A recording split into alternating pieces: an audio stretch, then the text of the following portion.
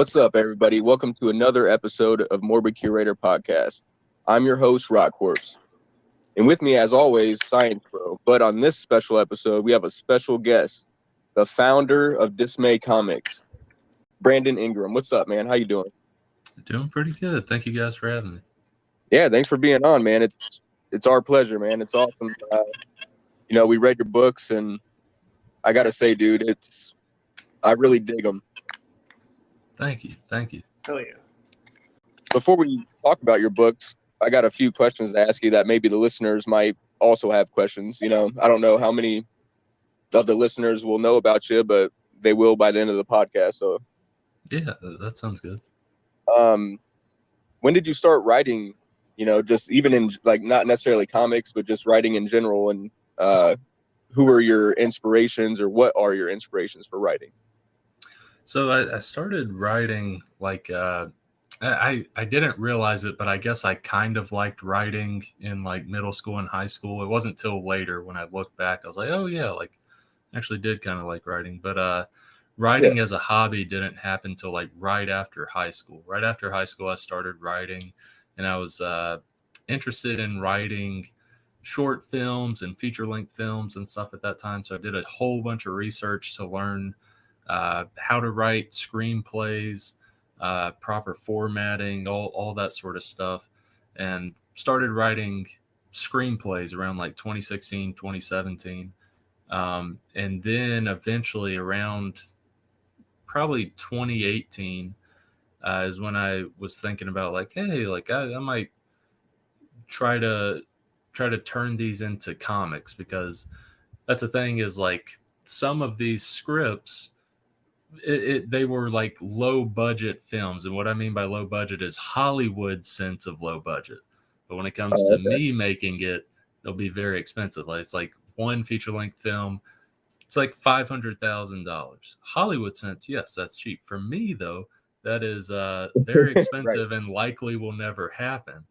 So it was one of those things where it's like, I want to see stuff like this happen, but I want it to, one, be cheaper, and two, it to outlast the film life.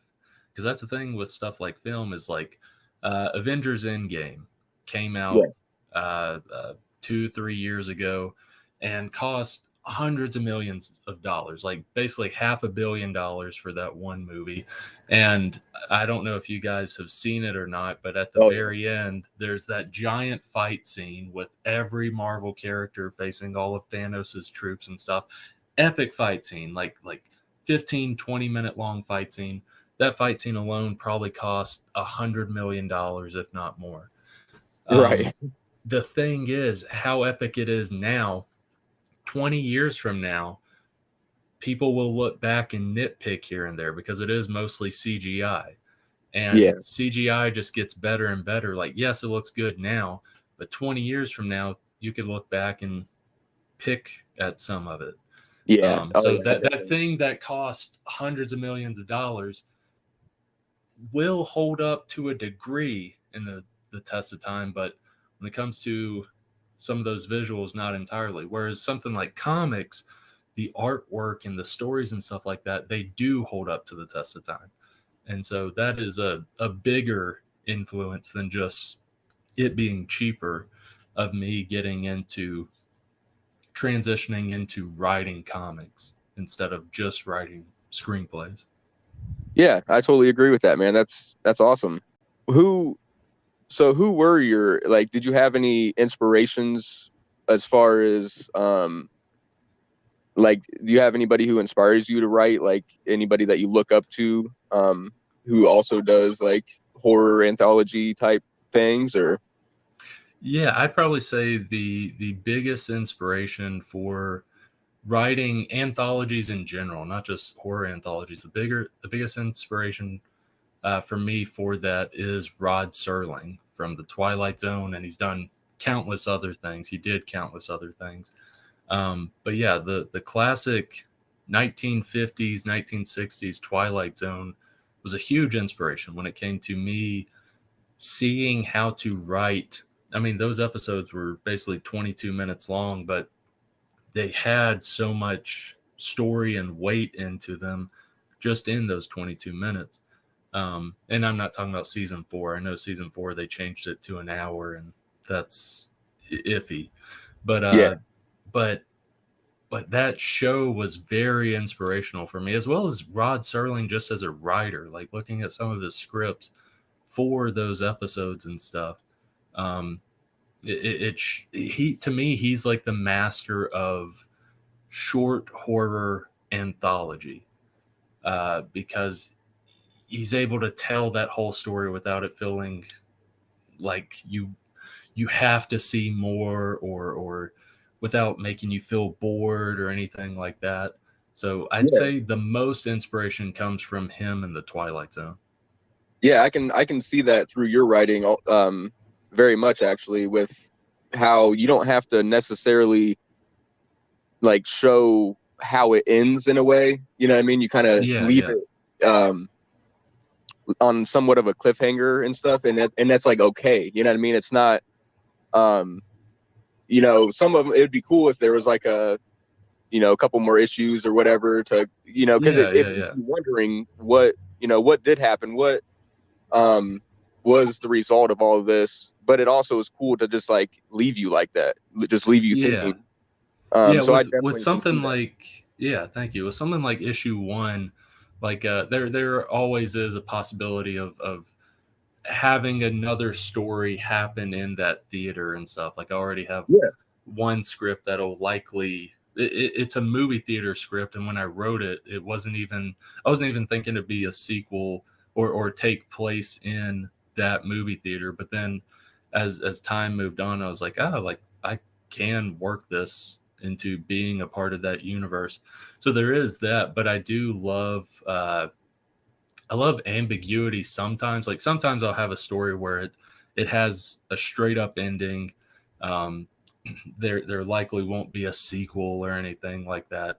But I do like ambiguity in a story, not only the ending, but as stuff is going along, especially that issue 1 is there's some instances where it's like what is real and what is not.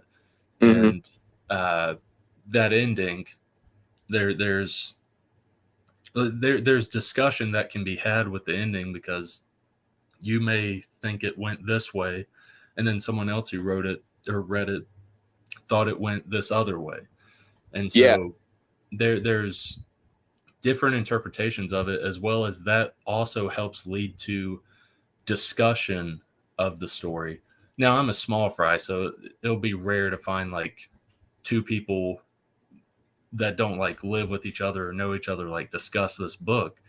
But hey man, but you never know, someday it could. It just thank you. It's one of those things where like I do like writing stories with a finite ending, definitive ending, and stuff like that. But I also do like the more ambiguous stuff sometimes, because it does lead to kind of a longer shelf life, a longer time of thinking about it, a longer time of discussion and stuff. So it could be, it's super badass if you just leave it how it is right now. But a couple years from now, or even sooner, I mean, you come out with a second issue of program or whatever, kind of have its separate or episode or whatever, that would be a badass too. I really like that book, man. It's awesome. It got me thinking a lot of like what did happen with him, and I don't want to spoil too much or anything, but I gotcha. It was just so wicked how the whole thing went down. Yeah, thank you. And the artwork, dude, damn, I can't even. Who was that on? It was Jade Sky, right? On program, it was Jade Sky, and she also did the second story in issue 2, which was Raw Horror. And Jade, like, she's like, anytime I need atmospheric art or like surreal type art, she's the one I look to, basically. Yeah, dude, it was like even just the first couple panels with like the rat and everything. Dude, it was just such a, I don't know, it just kind of I don't know what it was about it, like the watercolor painter look or what, but it was such a badass, creepy. It like made it creepier. Yeah. There was a couple parts where it showed the women behind the desk, and it like just showed their eyes basically. Like it was just real white. Yeah, dude, it was just so creepy. It was awesome. Kind of like the black silhouette, but beneath that, you see the white eyes and stuff. Yeah, it was so sick, dude. But yeah, man, that's awesome that your inspirations were from that, and I can definitely see that in your work for sure. And another question I have is, how long have you been into comics? Like, is it something you kind of just grew up with, or is it something you just got into at a later age? Or oh yeah, I've been into comics like early on. Like the first time I really started reading comics or getting into them was when I was like 7 or 8. I went to a yard sale with my mom, and there was a shoebox full of comics. It was like Marvel and DC stuff mostly. It was like 70s and 80s. I remember like a couple Amazing Spider-Man comics, couple Adventures of Superman and stuff like that. And just reading those, and it was just random issues too. That's the thing, when you're young and you get into comics, you're not like, oh yes, let me start at number 1 and then just keep going that way. It's just like, no, you just found out or just discovered comics. You're fine with picking up issue 530 of Adventures of Superman, and it's part 7 of a 20-part story or whatever. It's one of those things where I wish I could go back to that type of joy for just picking up any comic, because at that time I could have picked up any comic and just enjoyed it. Nowadays it's like, no, I have to start at the beginning, and also I'm a whole lot more picky with my comics, just because as you get older you value your time more, or at least you think you do.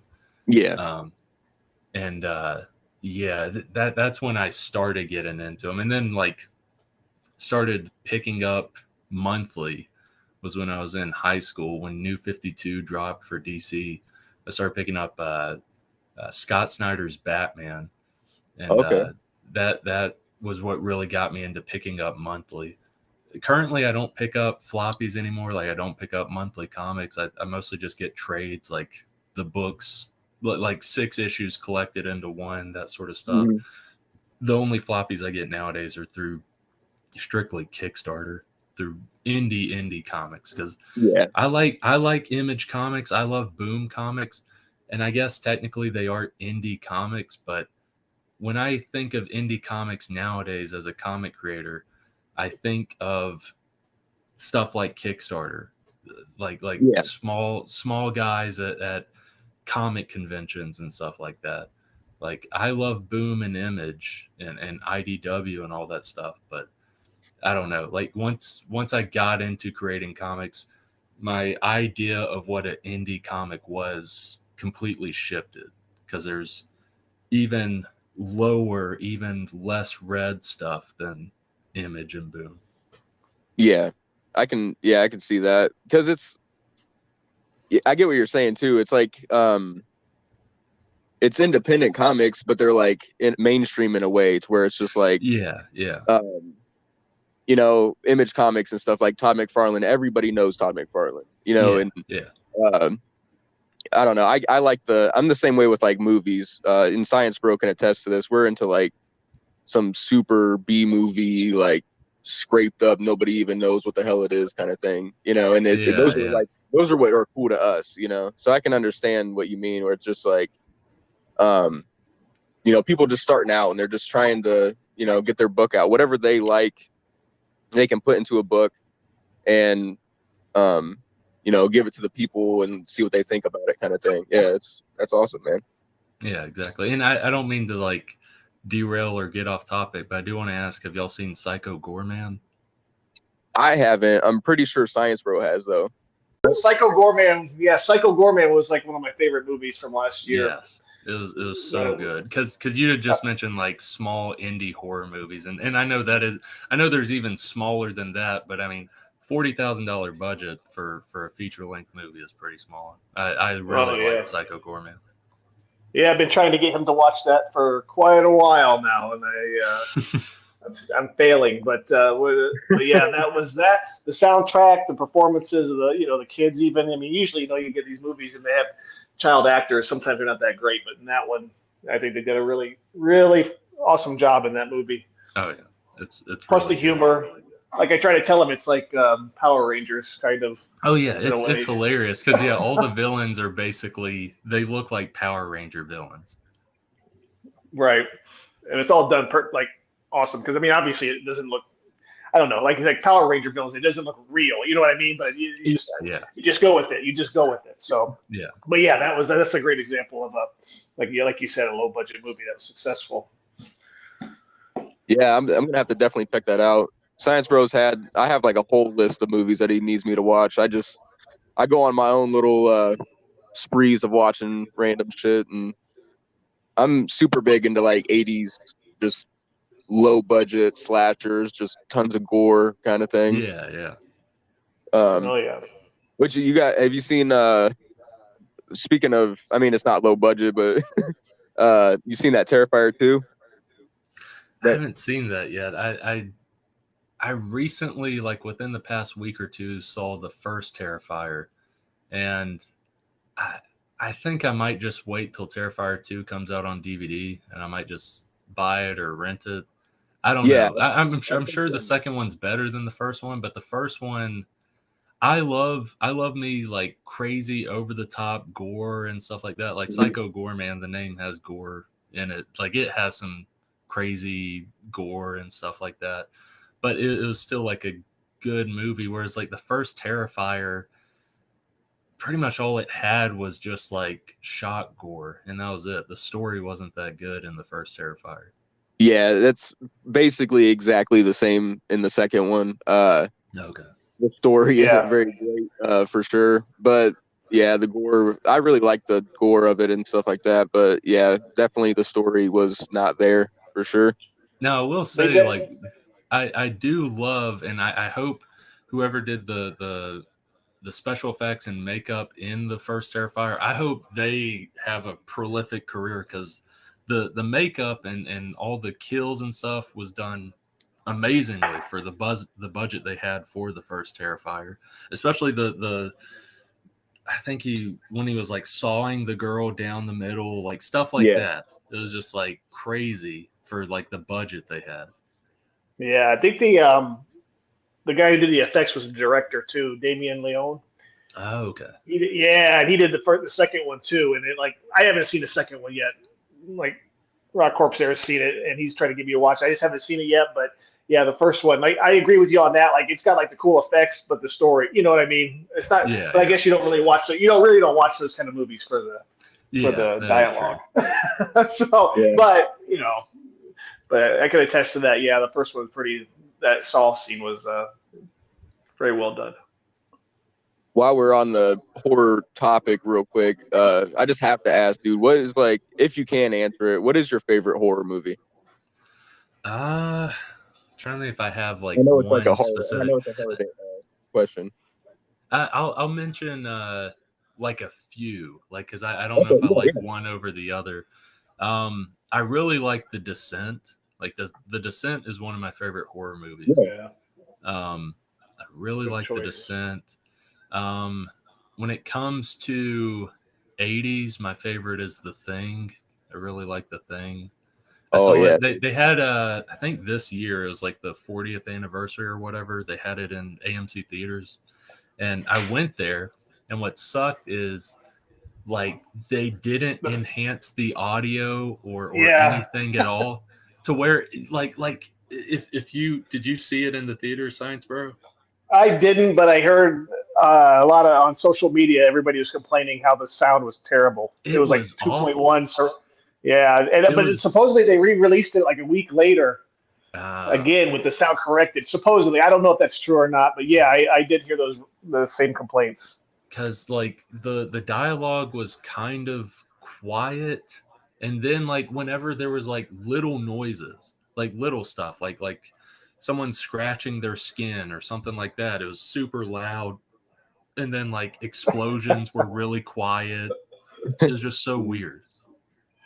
That is strange. Yeah, that's not the way you want to enjoy that movie. That movie is, you need the whole thing, the whole shebang to really enjoy that, especially if you're going to the theater. Oh Because, yeah. So, but that is yeah, the that's thing though, movie. is it's such a good movie to me that even amidst like how much they flubbed up the audio and stuff, it was still good seeing it in the theater. Yeah. So those when it comes to, I think I'm going around. I'm trying to think like slasher stuff. When it comes to slasher stuff, like obviously like Scream is really good, like the Scream franchise. But I really like the direction that Friday the 13th goes, because it was basic. I mean, it's a rip off of Halloween and stuff, and the first few aren't that good, in all honesty. But as it gets crazier, I kind of like it. Like I'm a Jason X apologist. I actually really like Jason X because they knew what type of movie they were making. They finally went all in the stupid parody that Friday the 13th became, basically.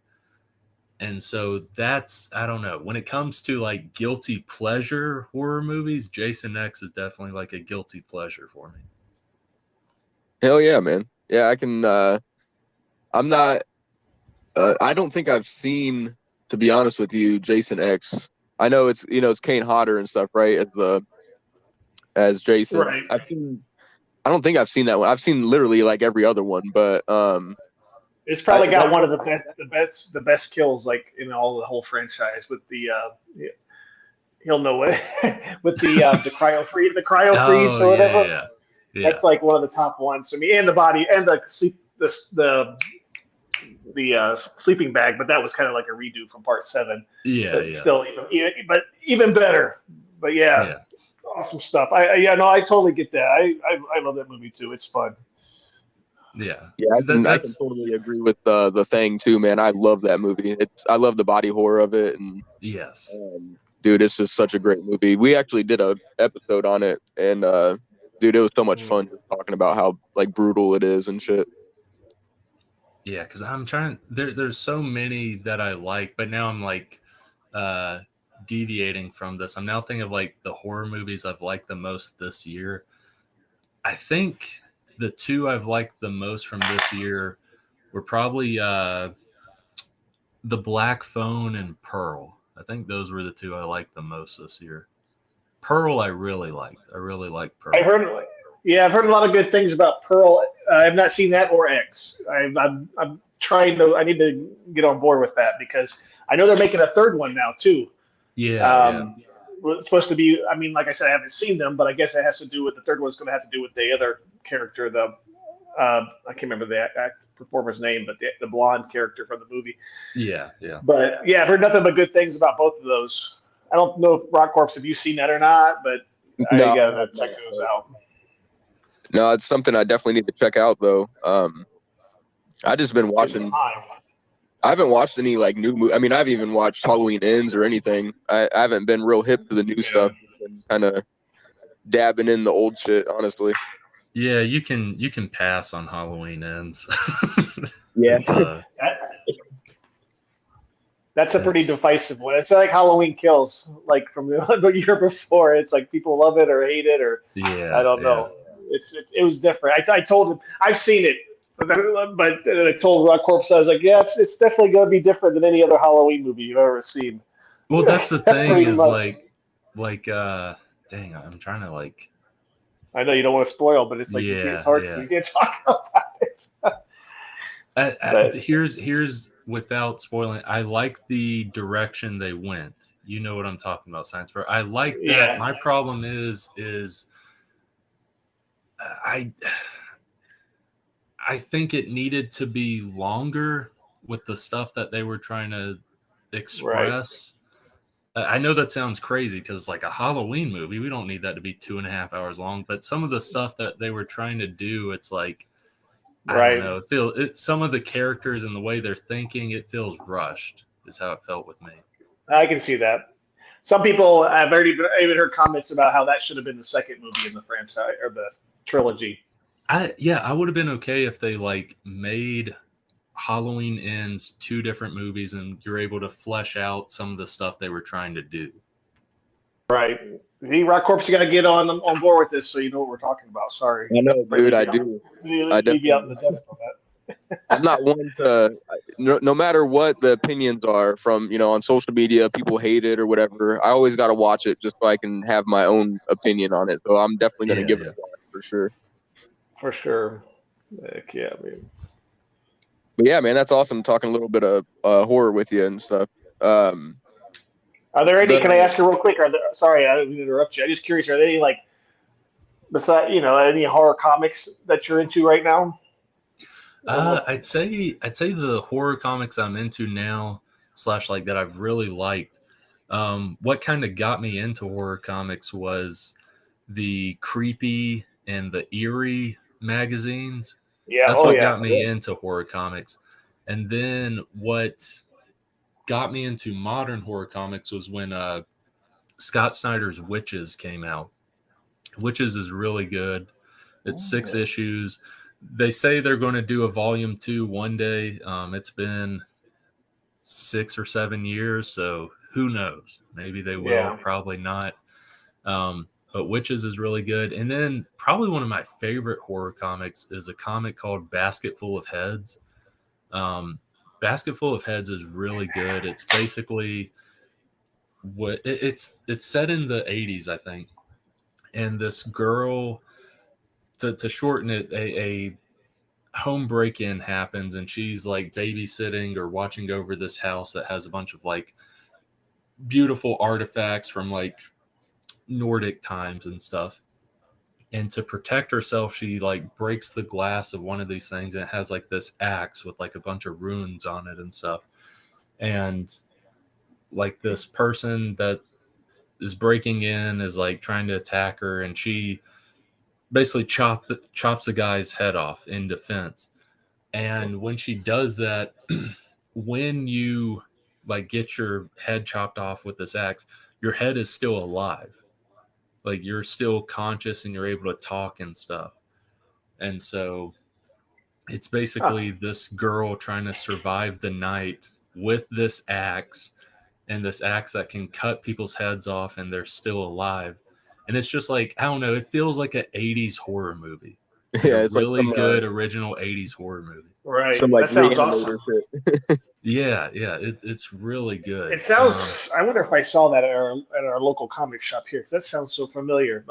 That sounds cool though. I'll have to check it out. Recently, if you've seen something recently, there's a sequel called Refrigerator Full of Heads. I haven't read that. Maybe I heard that's what it was. Okay. I heard it's so, but yeah, Basket Full of Heads is really good though.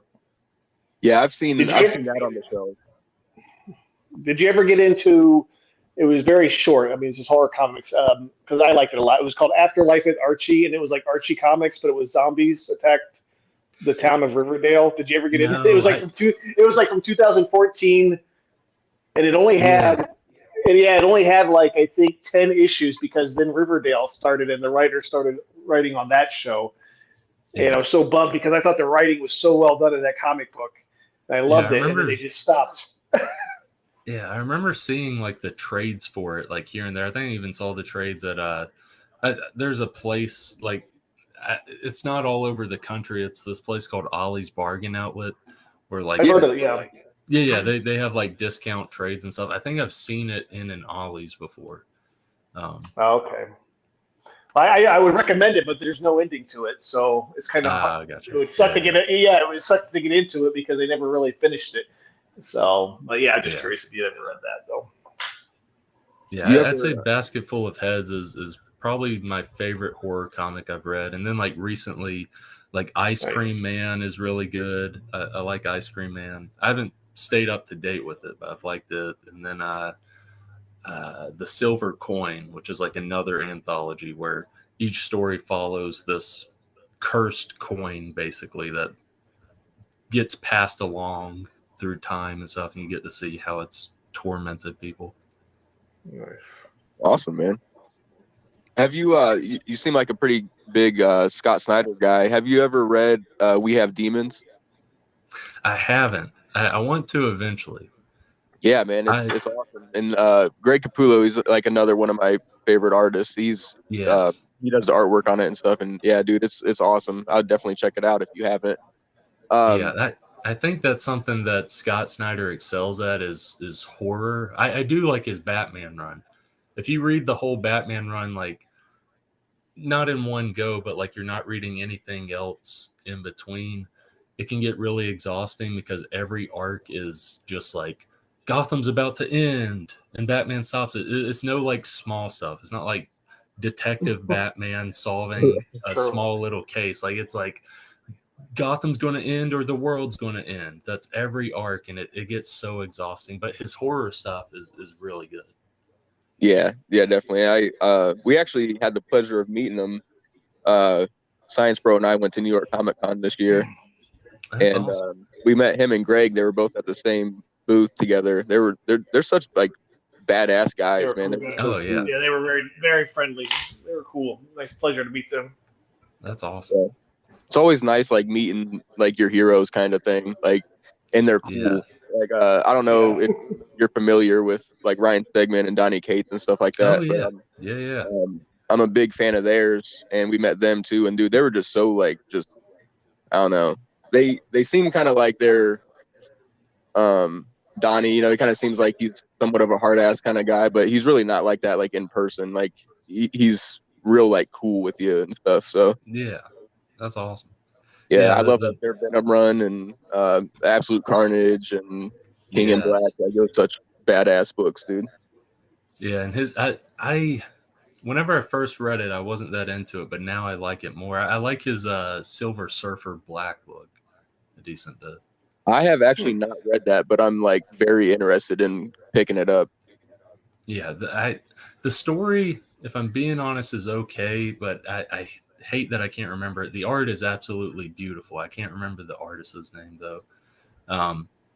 But yeah, like I was just thinking, like, who would I like my comic heroes, and hopefully they're okay. Like I want to meet Tom King one day because I really like Tom King's writing. I like pretty much anytime he does like a 12-issue maxi series or a shorter mini series or whatever, it's like, to me, nearly a masterpiece. Like the guy is perfect for mini series basically. And then Jeff Lemire. I really want to meet Jeff Lemire one day because I've read nearly all his indie stuff. And I sound like such a cringy person for saying this, but I feel like I have to ask him questions because in all his stories, there's like multiple linking things. And I almost just want to ask him like, hey, like, did something happen here as a kid or like, there's so many links here. I just got to know if it's based on your life or whatever. Yeah. Yeah, that's awesome, dude. Hell yeah, dude. Yeah, I don't think they would hate you asking that. They like to talk about themselves a lot, so they would probably totally be down to answer any kind of question you had like that. Yeah. Yeah, for sure. Right before Science Bro joined in, you were talking about going to some cons and stuff, and setting up a booth. And so how's that gonna you said you were working on getting like the paying little square thing down and yeah. I'm trying to. I pretty much have all that set up now. I was working on that the past couple of days because, yeah, I realized we moved out of just paying for cash, and I don't want to lose a sale because I'm like, oh, I don't have the card thing, and then they say, okay, I'm going to go to an ATM, and then they either forget or just like, nah. Yeah, like that was their excuse to walk away, kind of thing. Yeah. I'm trying to make it as simple as I can for people that are interested. But yeah, I plan on doing at least a few cons in 2023. It'll be my first time like running tables and stuff in Artist Alley. But yeah, my first one's going to be Fan Expo New Orleans, which is January 6th to 8th. And it's going to be interesting because it's a fairly big con. I don't know if that was the best one to start off with as a big con, but we'll see. I'm looking forward to that. And then there's a couple more I want to do in the first half of 2023. And then if I still have money, I still have a budget or whatever, I'd like to do a couple in the second half of 2023. Yeah, that's great, man. I really hope it goes good for you. Thank you. I want to tell the followers, like, or the listeners, you know, if where can they find like your comics? I know you have the Kickstarter, and where's like the easiest way for them to find your comics? So with my comics, pretty much the only way to get them, I don't have an online store, so the only way to get them is through the Kickstarters, like the Kickstarter that's fixing to end, or by the time this might be posted has ended. But there will be like other Kickstarters that happen throughout like 2023 and stuff. And if you miss one Kickstarter, likely in the add-on section of another Kickstarter, like you can add those books to your order and stuff. But I don't have an online store, so Kickstarter is the main way. And then if you happen to live in the Southeast, there's cons that I'll be at pretty much. But that's the main way to get to it. But you can always, people can reach out to me through social media, like Dismay Comics on Facebook, Instagram, and TikTok. People can reach out to me, and if they have questions or whatever it is, I'm willing to talk and help in any way.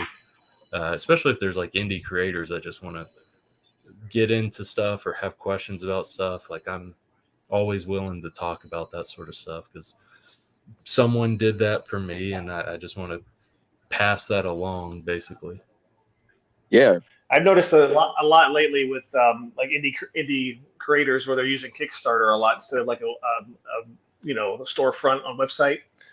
So like Dan Mendoza from like Zombie Tramp, his is pretty successful, and so that's like a great way to do it. You get like you can offer the perks and all that other good stuff. So totally, it's one of those things where you can get a not saying a quick audience, but you get all of the audience there at once, and it also feels more special if it's just, hey, the only time to get these comics are this month that the Kickstarter is running or whatever, because feels more special. I don't want to say exclusive, but people are like, oh crap, like oh, I want to get in on the ground floor of this and that sort of stuff, and people can then check it out and read the books and stuff, and it's like a little community that's built basically. I kind of like that as opposed to running an online store every day of the year, and in 1 month 2 people have got the book or whatever. I like having that the whole crowd is there at once, kind of. Oh yeah. Yeah, that's a great idea, man. I think it will definitely be more beneficial that way, like doing it with the Kickstarter and with everybody kind of, as much as you're like sharing it and everybody else is sharing it, and I think it'll get around. Yeah, this Kickstarter has been the best one I've had. It's had the most backers, the most funds have been raised, and it's just awesome to see, because I'll admit, like 2 months ago when I was planning this Kickstarter and stuff, I didn't think it'd get to the point it did. I had stretch goals and backer giveaway goals and stuff like that set in case it did get to like this point. But I had no idea it would get to this point. I'm happy it did. Like it just happily surprised me seeing the love and support that's came. Yeah, that's awesome, dude. I wanted to touch base with your Dismay Avenue #1 a little bit. Before you got off here. So it was really awesome. Your first, what do you call it? Just first story, probably. Yeah. Program, where they're at the cinema and they're going in. It's like real creepy, and you can just already tell something's going to go down. And I seen that it was like the first beginning of it's based off of like your true events, right? Yeah. Pretty much like the first, because program's a 40-page story, and like the first 15, 16 pages are true. Like it was like a date night I went on with a girl back in college, and she wanted to see some movie, and it was only playing in this theater on the outskirts of town that neither of us even knew was in our town. And we went there, and it was a huge Cineplex, but the parking lot was dead. Like there was no one in the parking lot, no cars in the parking lot. And we walk up, and just like in the story, there's the big tickets sold at concessions, ribbons, that sort of stuff on the door right there. And we go in, and it's just two concessions, teenagers there, and a guy looking a little shady with his hoodie pulled over, standing off in the corner of the lobby. And we were just similar to Ben and Mia in the story. We were just kind of whispering to each other, like, this place is kind of weird. And we even had like kind of little discussions with the concessions girls about like, hey, like this is kind of weird. And similar to how it is in the comic, they basically replied like, yeah, well, we get paid though. So I mean, we got to deal with like 10 people a night, and we still get paid, so it's all good. Right. And yeah, like it progressed some, and there was some of the creepiness there in real life, but eventually the tensions died, and then I realized like, oh, okay, we're just scaring each other, like. And then we watched the movie, and it was fine. And the comic was kind of a what if story. Like, what if it did go that creepy psychological horror route, kind of. Yeah, dude, that is so awesome. I love how you like turned like a true event into like, what if it went wrong? Like, I love that so much. Yeah. It's like such a badass, like, you know, you could do that with a lot of things. Like, just something happens throughout the day, and then, you know, you're like, what if like, you know, like you almost wreck your car or something, then you like just write about like the terrible events that could happen if it happened, you know, just like little. It's just so cool that you turn that event into this story with, you know, this badass story that you wrote. Yeah, it's awesome, dude. I really appreciate your work. I think you're onto something. Thank you. And it's one of those things where I don't write all of my stories like that, but that is a good way to, if you're trying to write something, you can just kind of pull from real life and do those what if stories. Like, yeah, you almost got in an accident. The what if story is, what if you did get in an accident? Or let's say in real life, you got in this accident and it went this one way, and it turned out okay in the end. Well, the what if story is, what if it didn't turn out okay in the end? Like, just different stuff like that. Like those tiny premises can then spiral into the 40-page comic, basically. Yeah. And it was, I love how it just, I'm not going to spoil it, but just how it leaves you hanging with like, what the hell happened? You know, like there's some psychological things that happen throughout the story. And at the end, it just leaves you wondering. There's so many different, like we talked about earlier, there's so many different things to talk about. Like, what was causing all this in the movie theater? Is his the girl that he was with having any part of it? Like, you know, it's just such a fucked up scenario that it's just you can talk about it forever, because there's endless possibilities of what was going on or what could have happened, or, you know. Yeah, exactly. And then you have a second story in that, on, you know, in issue number 1, the alternate reality. Yeah, that was a like a 1-page, like back when I was writing issues 1 and 2, alternate reality wasn't even thought of or planned, but it was one of those things where issue 2 had the 4 stories and it's 60 pages, and issue 1 was just 40 pages. And then one night, me and a buddy of mine, we just started coming up with this dumb, funny horror idea of, what if trees and humans switch places, basically? Like, what if trees were sentient, and what if humans were basically like trees, like non-sentient, and they're planted in the ground and stuff like that. And trees use humans like humans use trees, like building building a tree house. Like the trees are building a tree house out of human bones. There's a boneyard instead of a shipyard. There's a capital protest with the trees picketing, like save the humans and stuff like that.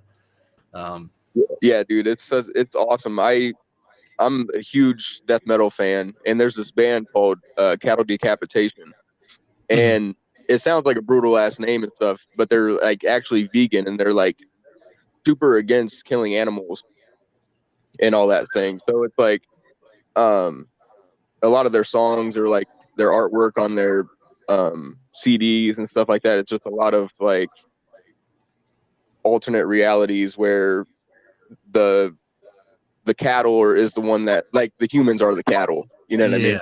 And they're the ones getting slaughtered and stuff like that. So it reminded me a lot of that. It's really badass story. Like, it was one of those things where, like, once we came up with that, and I pitched it to Helen and hired Helen to do the art on that, I was like, okay, well, where the heck will I actually put this?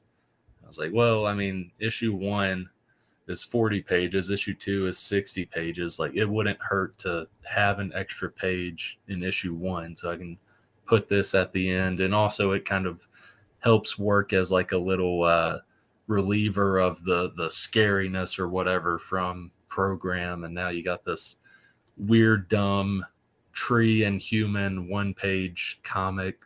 So it kind of worked out. Yeah, it does, man. It was cool. And Dismay Avenue #2, you know, it's 4 stories, right, that you have in there? Yeah, 4. Yeah, dude, it's Tolls the Bells, I think, is probably one of my favorite ones in there. Yeah. It just, I can't get over how badass that artwork is. Oh my gosh. Yeah. Gaetano Matriglio is amazing, because whenever I was writing the story, I was like, okay, like I like Junji Ito. He's a mangaka. He does like a bunch of horror manga. He's like the big horror manga guy. If anyone talks I was gonna say manga, it looks like it. It looks like a manga. He's the guy that pops up when you think of like manga and horror. And when I found Gaetano and DeviantArt, I was like, hey man, like I saw his portfolio and work he had done. I was like, hey, I really want something that feels like Junji Ito vibe. Like Uzumaki is a big Junji Ito book. I want it to feel kind of like Uzumaki. And he was like, okay, I got you. So we started working on it, and it just spiraled into like I knew Gaetano was a great artist, but as he was making it, like, he was just blowing my mind to the point where the one page where it's the big splash page and it shows the creature with the like the conjoined vein part coming from its nose and into like the small creature in its hand, that big splash page, once I saw that, I was like, holy crap. Like, I love every page in this story. I love every page in issue 2. But that is the page I love the most in issue 2, because I absolutely love that artwork. Yeah, dude, I'd have to agree with that. As soon as I seen that creature, man, I was like, wow, like that is so cool. It was just, and how he was talking was just how you wrote him. Like, it's the little creature that's actually talking. Yeah. Yeah, dude, it's, man. Do you plan on, like, do you think that you could ever turn, like, is there any plans of turning these short stories into like their own thing, or is it kind of, do you think that they'll stay just as the short stories? And they'll likely stay as short stories. What would possibly happen is some of them might get not even really saying like spiritual sequels, but they'll get like a sequel in the sense of like a story that's set in that same universe or like set in the same setting or the same movie theater or the same school or the same thrift shop or whatever, like that would likely be the route of a sequel. And then that would be like issue 7 of Dismay Avenue. Like it'd be within Dismay Avenue, but it'd be one of those things where with each issue of Dismay Avenue, you can pick up any issue and enjoy it because that's how anthologies work. You don't have to read anything before. And so you could pick up, let's say in issue 7, there's this story with a movie theater and stuff. And it's really spooky and stuff. And people enjoyed it. And then people that read issue 1, they read that story and it's an enjoyable story, but they also are like, oh, that movie theater, it looks very similar to the movie theater from issue 1. So that's my idea of like, if I expand any of these stories, it would be in further issues, but with a different cast of people, but likely in the same setting. Yeah, that's a really cool idea. Like you could even like seeing a little bit of the same, like with like what you were saying with the movie theater, like the new characters in issue number 7, like maybe see the same women behind the counter in issue number 1 or something. That's a cool idea, man. Like how that you could possibly do in the future. It's really cool how you got it, because you can like, you have it set to where you could do anything. You could leave it how it is now and it's still really cool how it is now, or you could just do stuff with it in the future. So you're like in a really cool spot where you can just kind of do whatever. Either one, either one is fine with the fans, I think. I think Science Bro can attest. I mean, they're really good stories, man. I love them. It's one of those things where I'll likely leave most of the stories like to themselves, but occasionally there might be one where it's its own story, but it's a little bit tied into like program. Like I have a script that will likely in a future issue, it'll be somewhat of a sequel, if not a prequel of program. But the main thread there is just like same theater. But it is very different in all the things that are going on in the theater. So those will likely be the type of sequel stuff with some of the stories. Definitely. And like for example, a good short story that you could just keep as it is, is Raw Horror. Like, it leaves you like it gives you enough information in a way, kind of, without. It's crazy how you can give not a whole lot of information, but it's like enough that you know what's going on with the soldier. He's got like PTSD type thing. You feel starting out pretty confused, much like the soldier waking up. It's in his house, but it feels very unfamiliar. So you're maybe not as confused as he is, but you're still a little bit confused as to what is going on. The artwork in that one's really awesome too. Yeah, Jade also did that artwork, and they're very similar. The what she did in program, just a little bit. It's a little different, but Raw Horror was the first story, the first comic I worked on with Jade, and Raw Horror was actually the first comic I worked on with an artist. Like that was. Finding Jade and working on Raw Horror with her was the first time I worked with an artist on a comic. It was just cool to see. Yeah, how do you even go about doing something like that? Like if, say, I wanted to start writing comics or something, for listeners who want to do that. Like where would you even kind of start with that? Like with meeting up with other artists or? Well, so let's say, writing wise, you got the writing pretty much down pat and stuff, and now you're wanting to find comic artists. Nowadays, what I would recommend, I'll mention all the avenues, but I'd recommend nowadays Facebook groups. Like there are Facebook groups where it's like comic writer seeking comic artist, or comic artist seeking comic writer, or just writer seeking artist and artist seeking writer. There's all kinds of groups like that on Facebook, and that's an easy way to find comic artists nowadays. And Instagram is also a good way. You can find a ton of comic artists on Instagram, and you can go through all their pictures and basically see their portfolio through their pictures.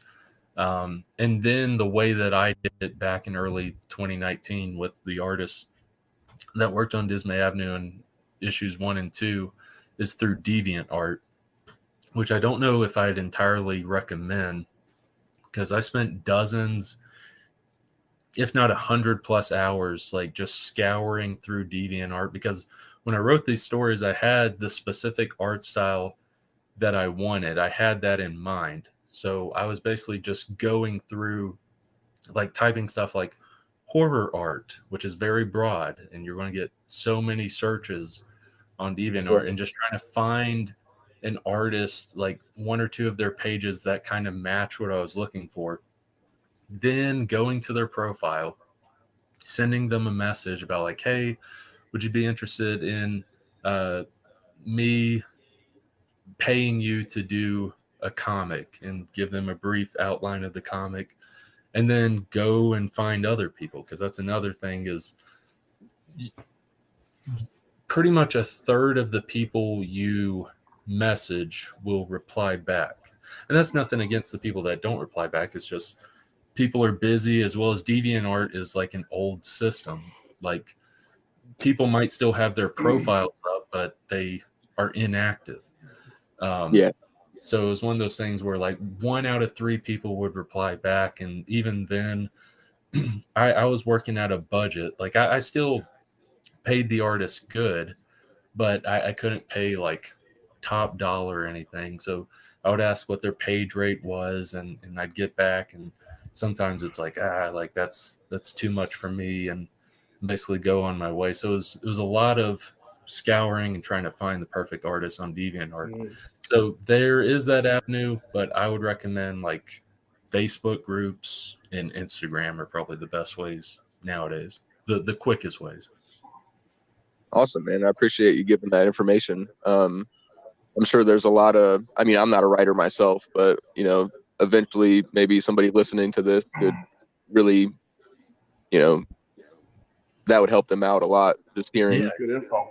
A lot of people probably don't even, they've been writing for a while, or even an artist, they trying to find a writer. It's probably just, they don't even know where to start. They've been writing for so long, or been drawing for so long, and a lot of people probably just give up before they go and try to find how to do it, I guess. Yeah. And it's one of those things that if people stick with it, definitely do your research into it. But if there's like questions you have, I'm not a professional at it, but if there's questions you have, you can hit me up on different social media stuff, and I'll be willing to try to answer it. If I don't have an answer, I can point you in the right direction to someone that does have the answer. But yeah, it's one of those things where I did so much research into all this very stuff, including the boring business side of stuff, of like work for hire contracts and figuring out how to do those and all that stuff. Like there's stuff that you have to do, where if you're starting out and you have like this glorious golden vision of making comics, as you're going through it, there are some stuff where it's super boring, like buying UPC codes and learning how to put those onto comics and stuff. That's the most boring thing ever, I should mention, is buying UPC codes and barcodes and putting those on. That's the most boring thing ever. But stuff that you do eventually have to learn.